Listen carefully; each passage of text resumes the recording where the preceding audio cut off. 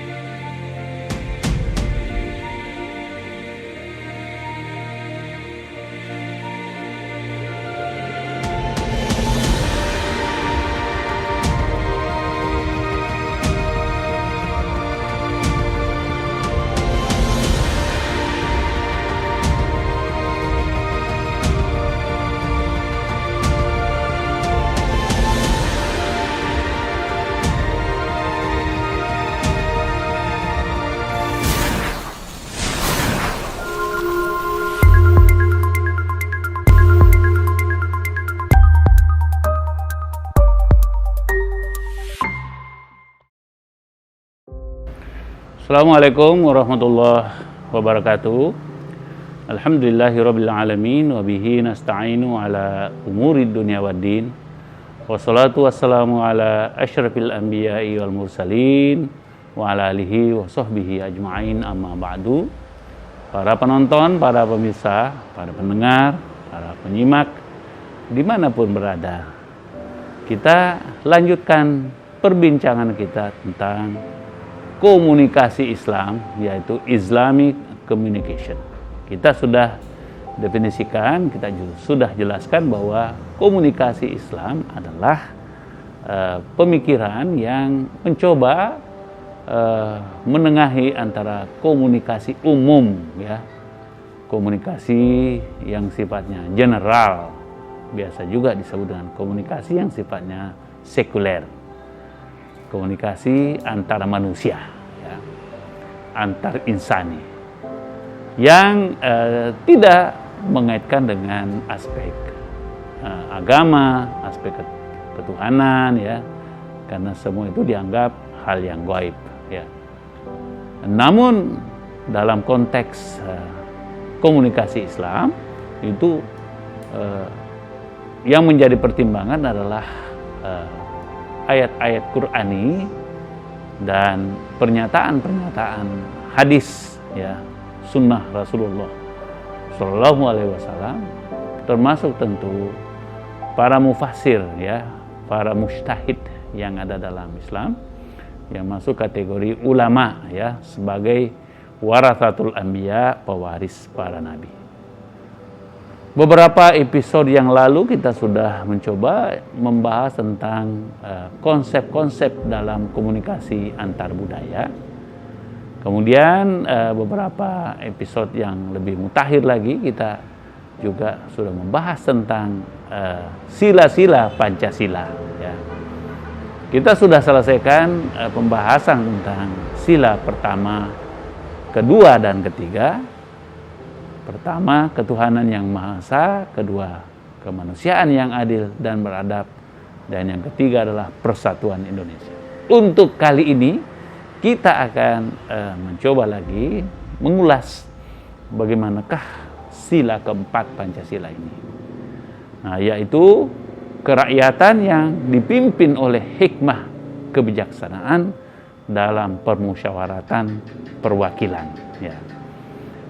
Ini merupakan sila yang terpanjang, ya, di antara sila-sila yang lainnya, kecuali andaikan sila pertama yang kita sudah bahas sesuai dengan keputusan Piagam Jakarta tanggal 22 Juni ya 1945. Tetapi dalam konteks yang sudah dirumuskan pada tanggal 18 Agustus 1945, maka sila pertama menjadi pendek, kemudian sila keempat ini menjadi sangat lebih panjang daripada yang lainnya. Ya. Di sini ada hal yang sangat menarik ya pada sila keempat ini, sebagaimana halnya dengan sila-sila yang lainnya tadi ya, bahwa setelah berbicara tentang ketuhanan yang lebih makro, ya lebih universal, mencakup segalanya, kemudian turun kepada aspek kemanusiaan, mengerucut kepada tentang harkat dan martabat manusia, kemudian yang ketiga tentang pentingnya nasionalisme, ya persatuan antara internal bangsa, satu bangsa tertentu. Kemudian sekarang ini lebih mengerucut lagi kepada sistem bagaimana sebetulnya sistem kerakyatan atau biasa juga disebut dengan kepemimpinan ya, yang harus dilakukan dalam rangka tetap menegakkan prinsip Pancasila ini ya, yaitu bahwa dalam hal bernegara, dalam hal berkonstitusi ya, dalam hal pengaturan antara satu dengan yang lainnya, itu diharapkan agar mengikuti prinsip kerakyatan tadi itu. Ya. Artinya rakyatlah yang menjadi penting di sini, bukan raja yang penting di sini. Justru rakyatlah yang memimpin raja, yang menentukan raja atau pemimpin. Ya. Rakyatlah segalanya. Ya. Rakyatlah yang harus menjadi komando. Makanya sebetulnya ini biasa dikaitkan juga dengan prinsip demokrasi. Ya. Artinya demokrasi, ya suara rakyat, suara masyarakat, ya suara rakyat, suara masyarakat itu adalah suara Tuhan. Nah itu prinsipnya, bukan sebaliknya yang kemudian biasa disebut dengan otokrasi, ya atau teokrasi, ya. Tapi di sini justru adalah kerakyatan yang menjadi prinsip, adalah rakyat itu sendiri untuk menentukan pemimpinnya, ya, menentukan siapa yang akan menjadi manajer, menjadi leader dalam hidup dan kehidupannya, dalam konteks manapun mereka berada, entah konteks dalam keluarga, konteks dalam lembaga, institusi di mana kita bekerja, ataukah institusi pemerintahan dalam bentuk yang terkecil sampai yang terbesar tingkat nasional, semuanya harus selalu berdasarkan kepada prinsip tadi demokrasi, ya, prinsip menghargai antara satu dengan yang lainnya sebagai rakyat, ya, yang mempunyai status yang sama di depan hukum, ya. Bagaimana yang diharapkan ini adalah tentu yang dipimpin oleh hikmah. Jadi harus berdasarkan hikmah, ya. Hikmah ini adalah lebih dalam daripada ilmu pengetahuan. Nah, kalau ilmu itu ya masih sifatnya nisbi, ya, masih sifatnya tidak precise gitu ya. Tapi kalau hikmah itu lebih dalam maknanya. Artinya mempunyai hikmah, mempunyai manfaat, mempunyai berkat, ya, mempunyai rahmat di situ. Dan ini yang harus menjadi pedoman kita dalam hal tadi menentukan pemimpin, ya, bahwa itu harus berdasarkan kepada hikmah. Artinya tidak cukup kita melihat pemimpin itu mempunyai kualifikasi yang sifatnya bisa diukur-ukur, tapi ini harus bisa melihat lebih dalam lagi sang calon pemimpin tersebut yang diharapkan bisa mempunyai nilai-nilai hikmah, ya, yang dibawanya itu, ya. Karena ini yang utama, hikmah ini, ya. lebih dalam tadi saya katakan daripada ilmu itu sendiri ya. Jadi harus biasa kalau kita ada yang terjadi kan kita biasa mengatakan wah tidak usah khawatir itu ada hikmahnya. Nah ini hikmah ini artinya lebih dalam daripada apa yang terlihat oleh mata atau pikiran kita. Tapi kalau hikmah ini biasanya dibalik itu semuanya ada makna yang terkandung lebih tinggi, dan ini yang harus menjadi pedoman ya dalam bernegara. Begitu juga dalam kalimat atau kata selanjutnya, kebijaksanaan. Jadi harus bijak, tidak boleh kebijaksinian ya, harus biasa orang mengatakan ya itu hanya bijak sini tapi tidak bijaksana ya. Nah, itu permainan kata ya. Tapi maksudnya ya itu harus kita bijak. Ya bahasa Indonesia lama ya memang ada itu lebih sempurna dikatakan bijaksana ya. Tapi biasa juga kata bijaksana ini dikaitkan dalam bahasa Indonesia dengan kata arif ya. Arif bijaksana.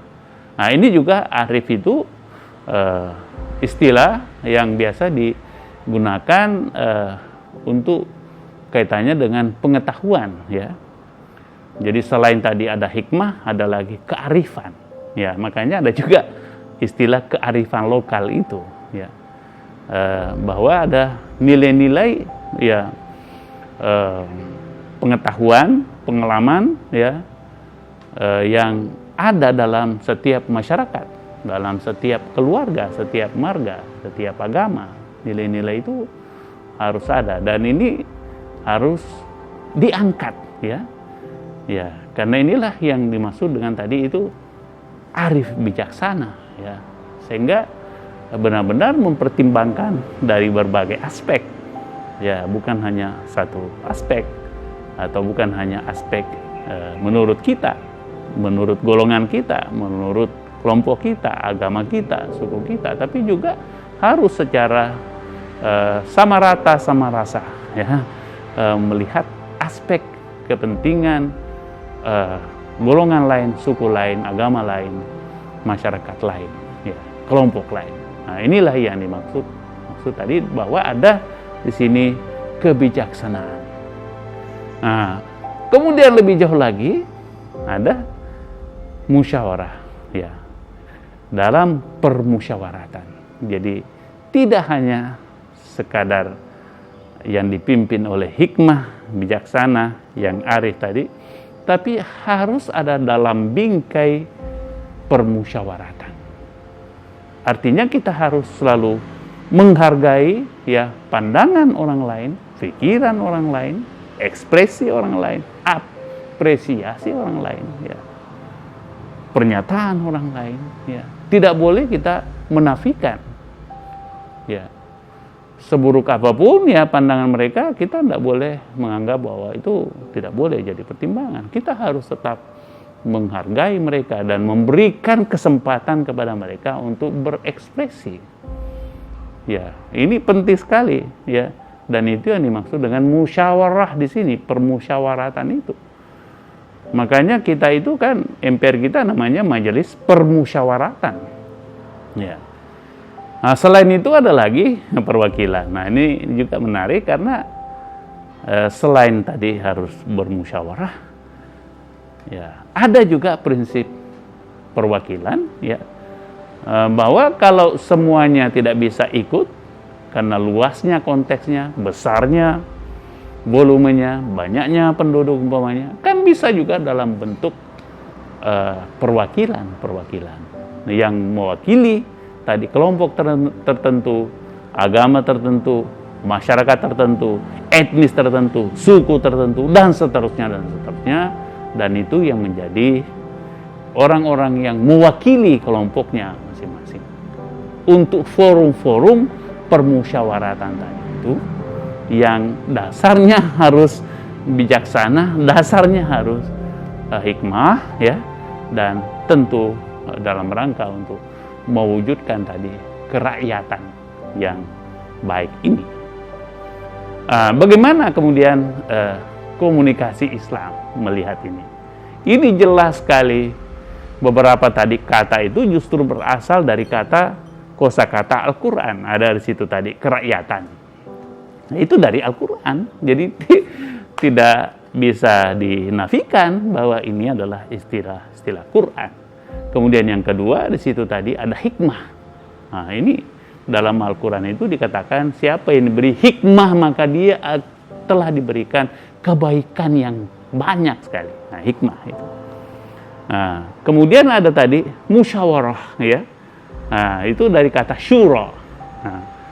Nah, ini yang biasa disebut sebagai istilah atau konsep yang sangat relevan, sangat inline, sejalan dengan prinsip demokrasi tadi itu. Karena memang diambil dari kosakata Al-Quran, ya. Nah, selain musyawarah ada lagi kosakata lain yang derivasinya berasal dari kata yang sama, itu syura, ya. Yang dalam Al-Quran dikatakan wasyawirhum fil amri atau wa amruhum syura bainahum. Jadi hendaklah manusia ini, rakyat ini melakukan permusyawaratan, ya, kepermufakatan antara satu dengan yang lain. Ini lagi ada kosakata yang sering itu kita gunakan lagi-lagi dari Al-Quran, yaitu kata mufakat, ya, permufakatan, ya, yang dalam bahasa Inggris biasa disebut dengan konsensus, ya.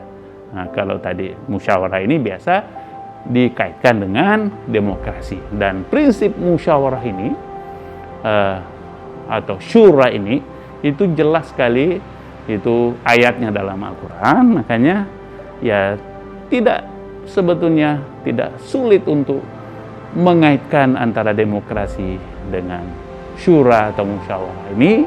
Bahkan boleh dikata penjelasan tentang demokrasi itu dijelaskan oleh dua ayat ini, wasyawirhum fil amri dan wa amruhum syura bainahum. Dalam episode yang lalu kita jelaskan bahwa prinsip sila-sila Pancasila itu kan statement-statement singkat, tetapi justru sebetulnya yang menjelaskan secara gamblang dan terang-benderang dan detail adalah Al-Quran, kosakata Al-Quran dan hadis. Kalau kita periksa juga hadis-hadis Rasulullah tentang hal ini pun banyak sekali dalam Al-Quran. Ini tadi baru dua, tapi sebetulnya bertebaran dalam Al-Quran dan hadis Nabi tentang pentingnya kita saling menghargai apabila kita duduk sama-sama menentukan tentang nasib, ya, anggotanya, masyarakatnya, dalam rangka untuk membangun kerakyatan atau rakyat yang bermartabat tadi itu. Dan dikatakan bahwa boleh juga dalam prinsip perwakilan. Artinya kalau tidak semuanya bisa terlibat, maka wakil-wakil pun yang tentu sudah dibayat, ya, sudah diangkat oleh kelompoknya, masyarakatnya sendiri untuk mewakili mereka di forum-forum pertemuan yang lebih besar umpamanya. Nah, taruhlah dalam konteks kita di Indonesia, ya ada itu MPR, ya, Majelis Permusyawaratan Perwakilan, yang sebetulnya juga makna lainnya ya dalam bentuk DPR, bentuk DPD, Dewan Perwakilan Daerah. Nah, ini pun juga soal DPD ini seharusnya juga diperhatikan status mereka ini, ya, yang seharusnya sama persis dengan DPR, kemudian juga MPR, dengan prinsip tadi DPD, Dewan Perwakilan Daerah itu. Saya kira ini penting sekali untuk kita sama-sama akui peran mereka dalam hal bernegara ini. Oke, jadi menurut sebagai kesimpulan bahwa dalam konteks komunikasi Islam dalam hubungannya dengan sila keempat ini sebetulnya sangat mudah sekali, karena memang sudah sangat terang benderang kosakata yang digunakan itu semuanya atau 4 diantaranya memang berasal dari kosakata Al-Quran dan hadis Jadi apabila kita ingin menjelaskan sila ini secara ilmu komunikasi, maka tidak bisa lepas dari kosakata, rakyat itu sendiri, hikmah itu sendiri, musyawarah itu sendiri, dan wakil atau perwakilan itu sendiri.